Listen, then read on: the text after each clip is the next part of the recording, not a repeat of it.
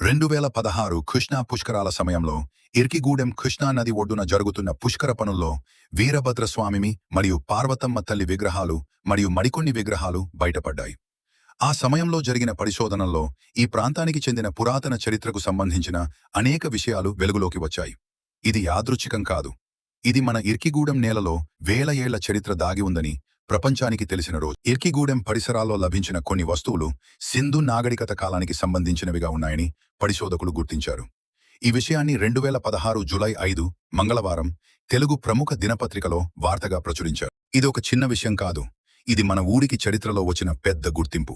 అంటే మన ఇర్కిగూడెం ఈ మధ్య పుట్టిన ఊరు కాదు, నేటితో మొదలైన కథ కాదు, వేల ఏళ్ల చరిత్ర ఉన్న నేల. మన ఊరు చిన్నదై ఉండొచ్చు, కానీ చరిత్ర మాత్రం చాలా గొప్పది. ఈ మట్టి మీద మన తాతలే కాదు, మనకు తెలియని తరతరాల జీవనం నడిచింది. ఈ నేలలో పురాతన నాగరికత అడుగులు కూడా ఉన్నాయి. ఇంత గొప్ప చరిత్ర మనకు తెలియకుండా పోతే అది మన తప్పే అవుతుంది.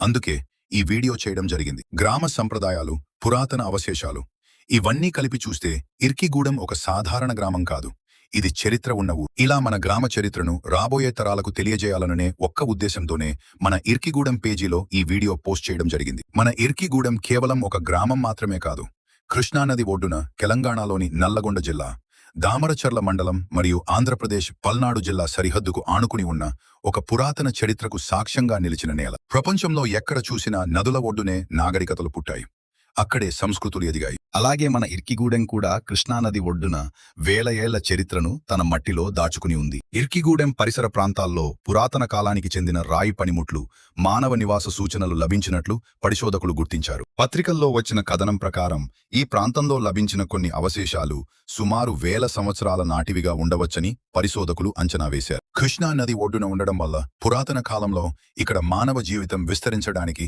అనుకూల పరిస్థితులు ఉన్నాయని వారు తెలిపారు. మన ఊరికి సంబంధించిన కొత్త విషయాలు, తాజా సమాచారం అన్నింటి కోసం ఇన్స్టాగ్రామ్లో మన ఇర్కిగూడెం పేజీని ఫాలో అవ్వండి.